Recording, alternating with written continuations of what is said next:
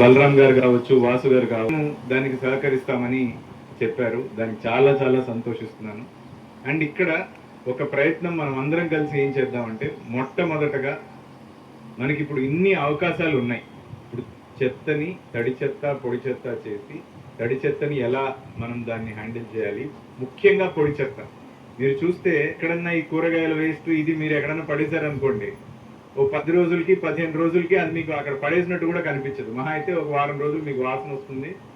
15 రోజుల తర్వాత అది మళ్ళీ భూమిలోకి వెళ్ళిపోయి ఇంకా అది మంచి సారవంతమైన భూమిగా మారుతుంది. అదే అంటే ఈ ప్లాస్టిక్ వేస్ట్, ఈ బ్యాగులు, పేపర్ వేస్ట్లు, ఇక్కడ మనం చాలా చాలా జాగ్రత్తగా ఉండాలండి.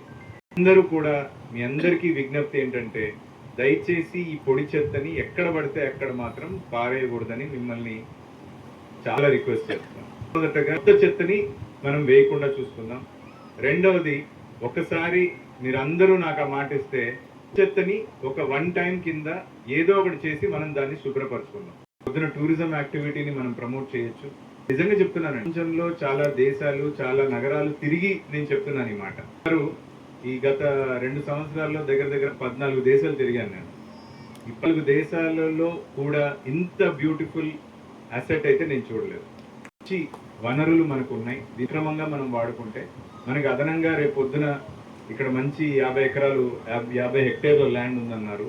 సో వీటన్నిటినీ కూడా మనము ఒక మంచి ప్రణాళిక చేసుకొని మిమ్మల్ని అందరినీ భాగస్వాములు చేసుకుంటూ ఒక మంచి ప్రయత్నం చేద్దాం.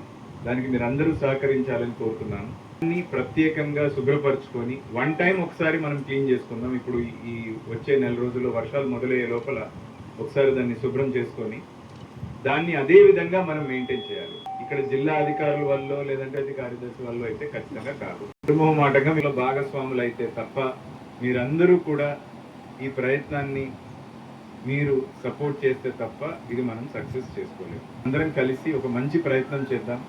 దీన్ని ఒక మంచి టూరిస్ట్ కేంద్రంగా తీర్చిదిద్దే విధంగా మనం అందరం ప్రయత్నం చేయాలి.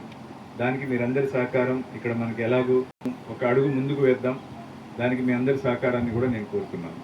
సింగిల్ యూజ్ ప్లాస్టిక్ ని చాలా సింపుల్ గా మనం దీన్ని మార్చుకోవచ్చు అండి. మనకు ఉన్నటువంటి మనకు తెలిసిన అలవాటుకి మళ్ళీ వెళ్లాల్సిన అవసరం ఉంది. ప్లాస్టిక్ బ్యాగ్స్ ని మనం పూర్తిగా నివారించినట్లయితే మన ఊరిని, మన గ్రామాన్ని అండ్ ఎంతో ముఖ్యంగా మన మట్టిని మనం కాపాడుకున్న వాళ్ళం అవుతాం.